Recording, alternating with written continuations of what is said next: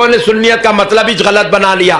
آپ کو اگر کوئی بھی پوچھے میاں تم کون ہیں تو تم یہ بولو سنی ہو. پوچھے کس کو بولتے سنی تو اپنی جان سے زیادہ نبی کو چاہنے والے کو سنی بولتے. انہیں بولیں گا آپ کو ارے میاں تو نبی کو جان سے زیادہ چاہتا ہوں بول رہا, پھر تیرے کو دیکھے تو اندازہ نہیں ہو رہا نا, تو تم بولنا ایک گستاخی کر کے تو دیکھ, پھر تو رہیں گا یا میں رہوں گا. میں رہ گیا تو میں سنی, میں چلے گیا تو میں بدعقیدہ. نبی کی گستاخی کو سن کے چلے جانا, نکل جانا, یہ بدعقیدگی کی علامت ہے. نبی کی گستاخی کو سن کے نظر انداز کر دینا یہ بے ایمانی کی علامت ہے. اور نبی کی گستاخی بے ادبی کو سن کر عورت بھی ہو مسجد میں گھس کے مارنا یہ سنیت ہے, یہی سنیت ہے. لوگ آپ پوچھے سنیت کیا؟ یہی چھے تو جو جوتے کھایا نا یہی سنیت ہے, اسی کو سنیت کہتے ہیں. میرے پیارے بزرگ اور دوستو, ہم اپنے باپ کے خلاف برداشت کر سکتے ہیں, اپنے دادا کے خلاف برداشت کر سکتے ہیں, اپنے علماء کے خلاف بولو برداشت کر سکتے ہیں, مگر خدا کی قسم ہماری سنیت کا نام محمد الرسول اللہ ہے. ہم اپنے نبی کے خلاف برداشت نہیں کر سکتے, آل نبی کے خلاف برداشت نہیں کر سکتے, غوث و خواجہ کی دشمنی کو برداشت نہیں کر سکتے, اللہ کی وحدانیت پر اٹھنے والی انگلیوں کو برداشت نہیں کر سکتے. اسی برداشت نہیں کرنے کا نام سنیت ہے.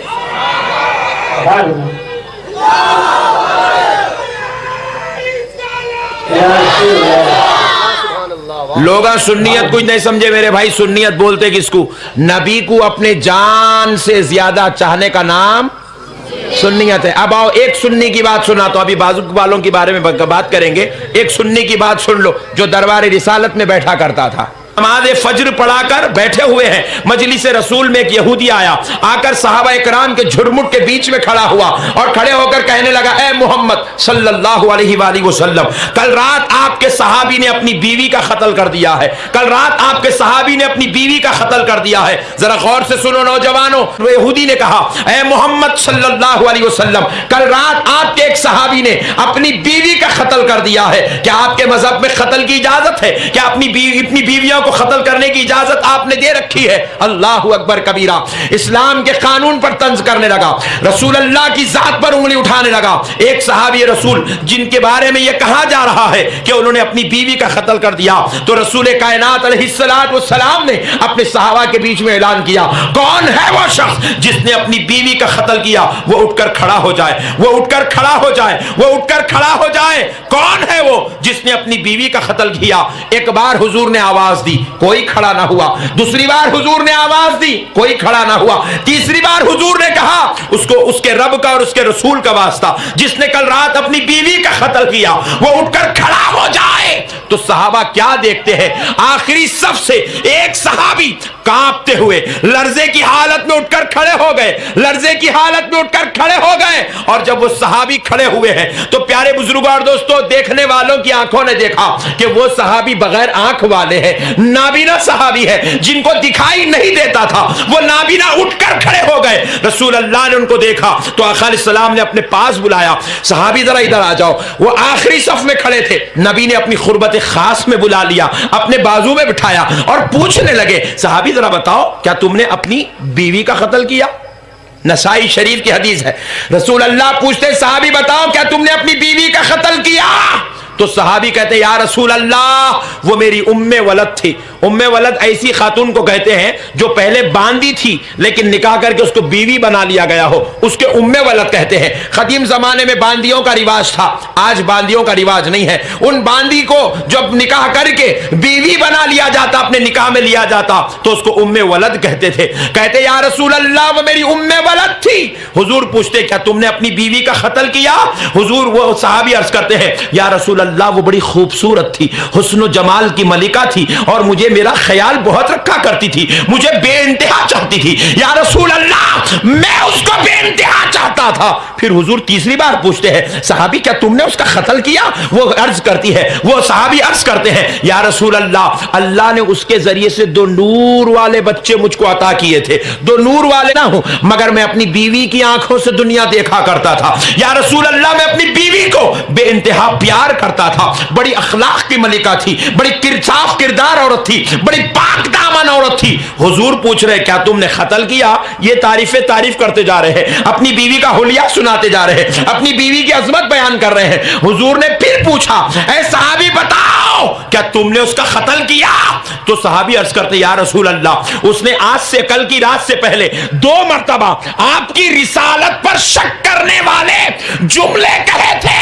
تو میں نے سوچا تھا ابھی اسلام میں داخل ہوئی ہے, میرے نبی کے مرتبے کو نہیں سمجھتی ہے, میرے نبی کی شان کو نہیں سمجھتی ہے, میرے نبی کے رتبے کو نہیں سمجھتی ہے. پہلی بار آپ کی رسالت پر شک کیا تو میں نے اس کو اپنے آپ کا مرتبہ سمجھایا, آپ کی عظمت بتائی, آپ کی رسالت بتائی, آپ کا رتبہ بتایا. یا رسول اللہ پھر اس نے دوسری بار آپ کی رسالت پر شک کیا تو میں نے سوچا کہ شاید ابھی اسلام میں آئی ہے. میں نے پھر اس کو دوسری بار بھی آپ کی عظمت بتلائی ہے, آپ کا رتبہ بتلایا ہے, آپ کی شان بتلائی ہے, آپ کا انداز کریمی بیان کیا ہے, آپ کی شان محبوبیت اور رفعت کو میں نے سنایا ہے. لیکن یا رسول اللہ اس نے کل رات پھر تیسری مرتبہ آپ کی رسالت پر شک کیا اور کچھ جملے آپ کی عظمت کے خلاف بول بیٹھی.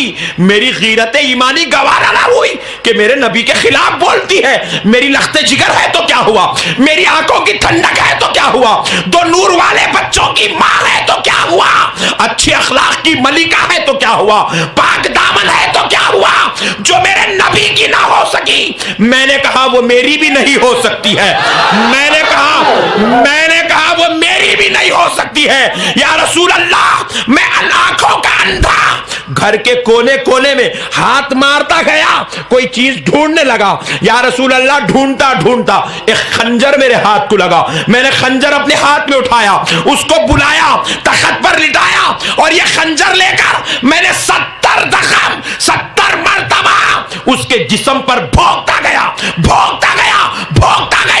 کیونکہ میں سب برداشت کر سکتا ہوں مگر گستاخی مصطفیٰ برداشت نہیں کر سکتا.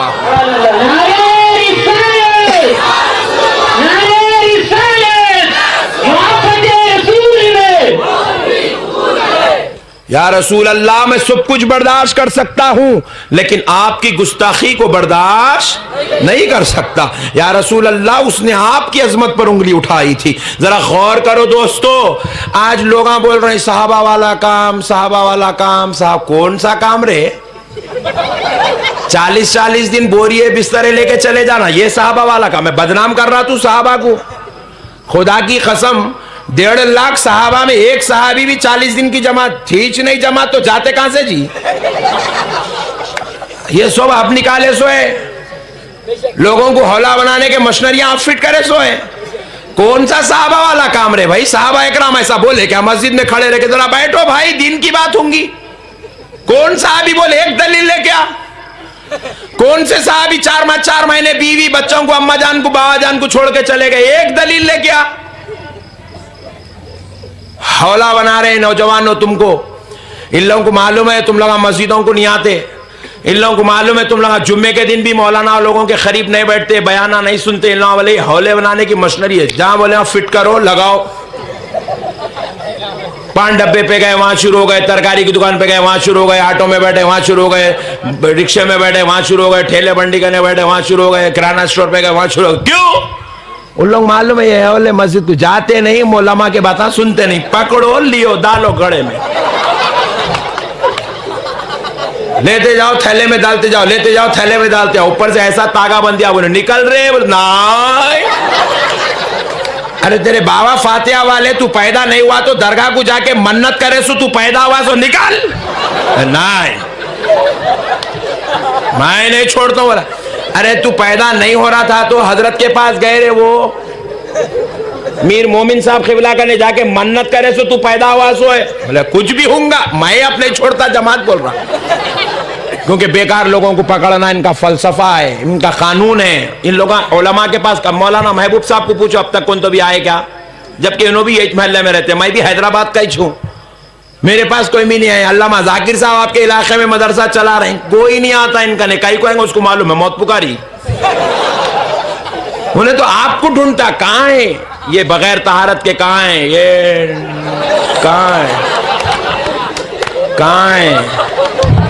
کہاں ہے آپ کو ڈھونڈتا انہیں. انہیں تو بولا اپنے کو ایسی چیز چاہیے جو چیز مسجد کو نہیں جاتی. علماء کی صحبت میں ابھی ہرے سملے والا ہے, اس کو پکڑو. انہیں بولتا احمد نقشبندی صاحب کی پوری تقریر سنا دیتا ہوں بیٹا تیرے کو بولتا ہے. ایسے لوگوں کو نہیں پکڑتا ہوں. اس کو کیسے ہونا, بالکل ایک دم ایسے ہونا, اس کو پورے گنجٹیا ہونا, سگریٹ ماسٹرا ہونا, پورے ڈرنکرا ہونا. ابھی میں جو ہے ابھی آپ کے محلے میں انٹری لے رہا تھا تو ایک ہمارا بھائی گاڑی کے سامنے یوں ڈھل رہا ہے صاحب. بولا واہ, آج تو بھی کم سے کم پانی نہا لے کے بیٹھتا تو سدھر آتا تھا. آج بھی نہیں چھوڑا, آج بھی مار لے کے چھے. اس کو انہیں پکڑتا. یہ چیز اپنی ہے بولے نا. میرے نوجوانوں, خدا کی قسم یہ صحابہ والا کام یہ نہیں ہے جو یہ لوگ بتا رہے ہیں. میں کہتا ہوں صحابہ والا کام تو یہ ہے جو تم نے چند روز پہلے کیا ہے. اپنی جان سے زیادہ نبی سے محبت کرنے کا نام صحابہ والا کام ہے. اپنے نبی پر اپنی بیوی بھی اگر گستاخی پر اتر جائے, چھرا لے کر پیٹ میں بھونک دینا, یہ صحابہ والا کام.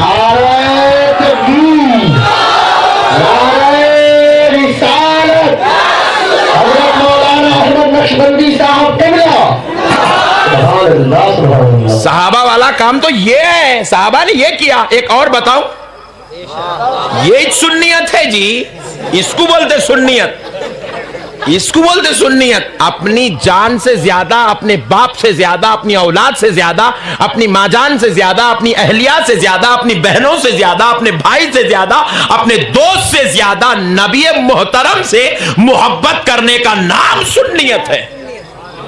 لوگ انہیں نیا تعارف دے رہا. توصیف الرحمان ریاض میں بیٹھ کے میرے بیان کا رد کرتے بول رہا یہ بریلوی سنی کہتے. ارے بے وقوف, بریلویاں کہاں کی سنی لائے سو ہے.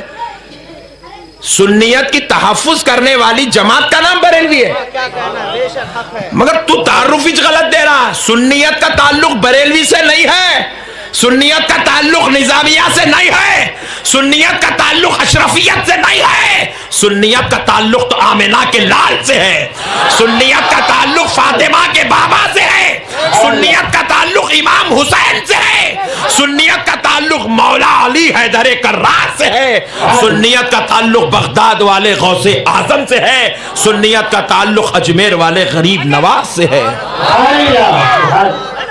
انہیں کیا کر رہا, نیا دے رہا. انہیں آیا نا 100 سال پہلے, انہیں آیا 100 سال پہلے. انہیں کیا بول رہا, ہم 100 سال کے, انہیں 1400 سال کا ہے, اس کو کیسا مٹانا. بریلوی بول دو 100 سال برابر. سنیت 100 سال پرانی نہیں ہے, سنیت 1400 سال پرانی ہے.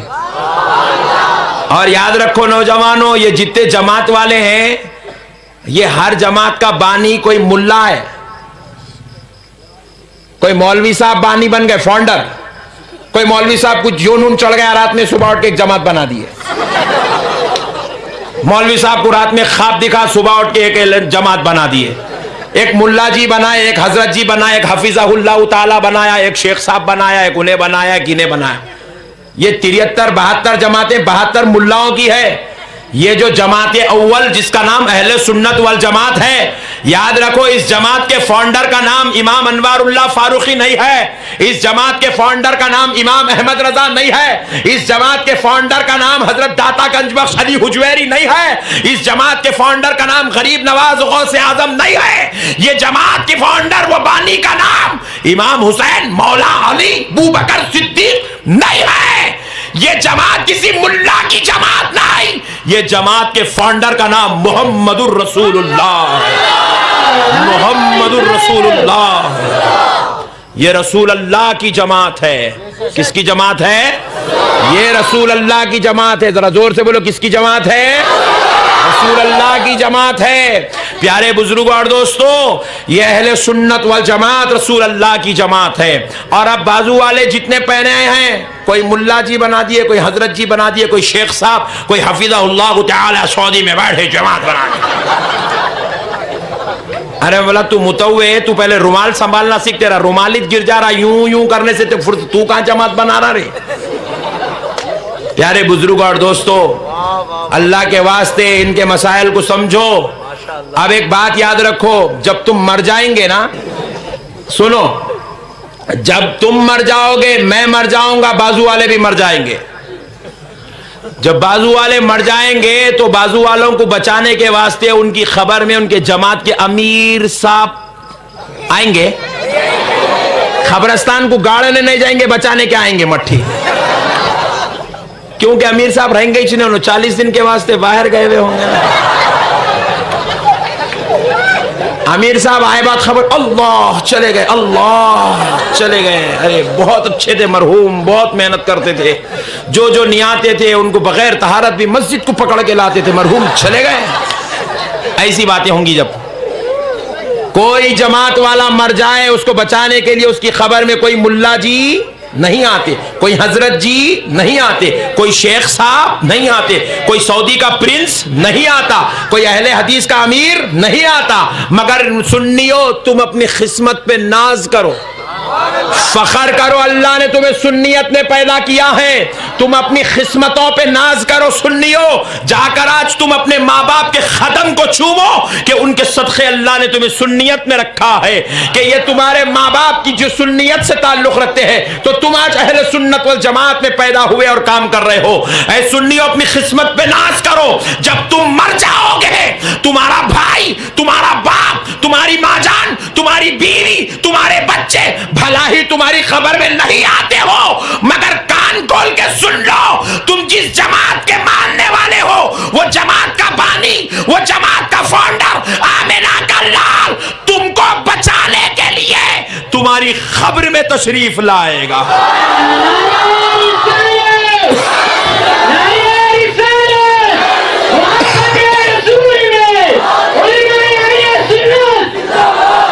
سرکار تم کو بچانے آئیں گے, تمہاری خبر میں تشریف لائیں گے, خبر میں سرکار لائیں گے. اب ڈیسائیڈ کرو سرکار کے ساتھ رہنا ہے نا ملا جی کے ساتھ رہنا ہے. ارے واہ سبحان اللہ, ملا جی کے ساتھ کس کو رہنا ہے, ہاتھ اٹھاؤ. ارے واہ واہ سبحان, مطلب میں ٹیسٹ کر رہا تھا, آپ لوگ سن رہے ہیں, لائٹ لے رہے, سن رہے, ماشاءاللہ بہت اچھے لوگ آئے, سبحان اللہ. اتنے اچھے ہیں بول کے تو اتنا اچھا کام ہوا, بہت اچھے لوگ آئے آپ لوگ. آپ کا کام تو مثال بن گیا پورے ہندوستان کے اندر.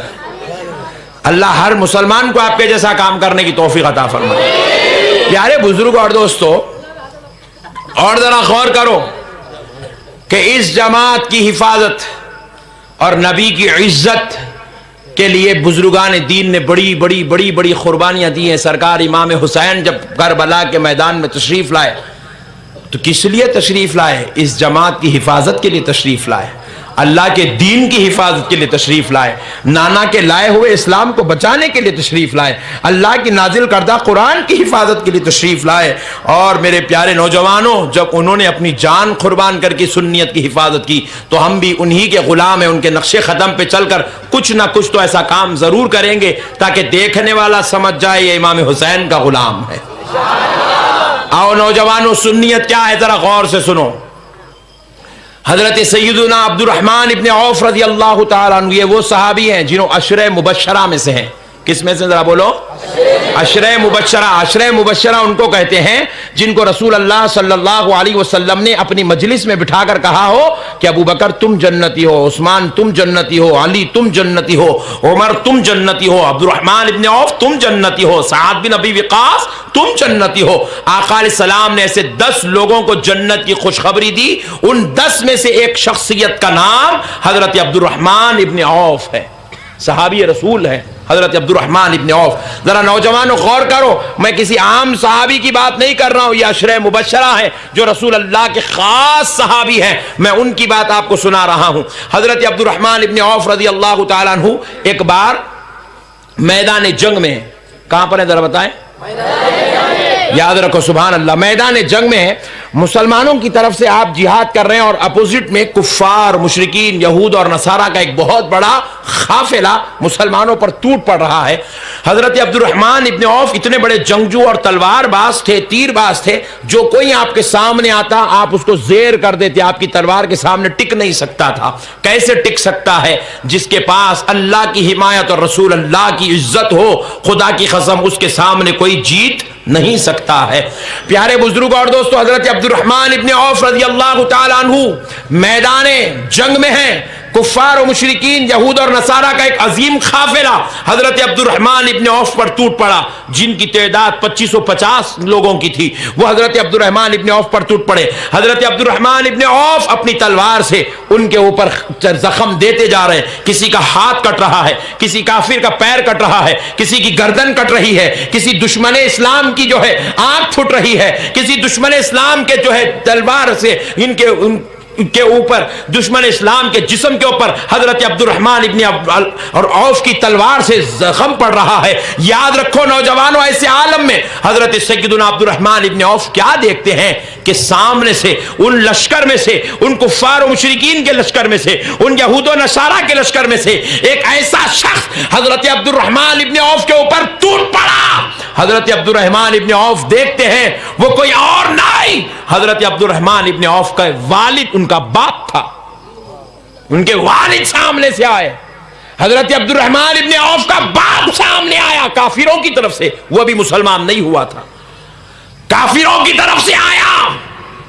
और खुदा की कसम ये बात को तबलीगी जमात और दीगर जमात इनकार नहीं कर सकती, क्योंकि ये वाकया फजाइल आमाल में भी लिखा हुआ है। फजाइल आमाल में भी इन लोगों ने इस हदीस को कोट किया है। हजरत अब्दुर्रहमान इब्ने औफ रज़ी अल्लाह तआला अन्हु के सामने उनके वालिद टूट पड़े अपने बेटे पर। हजरत अब्दुर्रहमान इब्ने औफ तलवार से अपने बाप की चली हुई तलवार को बचा रहे हैं, बचाव कर रहे हैं अपना। उसके बाद आपने तलवार चलाई, बाप ने बचाव किया। 4-6 बार इधर से उधर से वार हो रहा है। रसूल अल्लाह ने सहाबा को आवाज दिया, सहाबियों ठहर जाओ, अब्दुर्रहमान इब्ने औफ को देखो वो कितना बहादुरी का काम कर रहा है। हज़ारे सारे सहाबा जंग छोड़े, अब्दुर्रहमान इब्ने औफ को देखने लगे कि ये कैसी आजमाइश की घड़ी आ गई कि अब्दुर्रहमान इब्ने औफ के सामने उनका बाप आ गया है। हजरत अब्दुर्रहमान इब्ने औफ 4-6 बार अपने बाप पर वार किए, बाप ने बचाव किया। जैसे ही बाप कमजोर पड़ा, अब्दुर्रहमान इब्ने औफ ने तलवार उठाई और सर के बीच में मारा। तलवार इतनी तेज मारी कि जख्म इतना गहरा पड़ा कि यह तलवार ये जिस्म को चीरती हुई सीने तक आ गई। आधा हिस्सा बाप का इधर गिर गया और आधा हिस्सा इधर गिर गया। रसूल अल्लाह ने देखा, सहाबा ने नारे लगाए। हुजूर ने अब्दुर्रहमान इब्ने औफ को पकड़ा और अपने सीने से लगा लिया। कहा, अब्दुर्रहमान वो तुम्हारा बाप था, चाहते तो छोड़ देते, कोई दूसरा सहाबी मुकाबला कर लेता। तुमने अपने बाप पर तलवार क्यों चलाई, उसको कत्ल क्यों कर डाला? तो हजरत अब्दुर्रहमान इब्ने औफ ने एक ही जवाब दिया, या रसूल अल्लाह, सब कुछ बर्दाश्त कर सकता हूं, लेकिन आपका गुस्ताख अगर मेरा बाप भी हो तो बर्दाश्त नहीं कर सकता।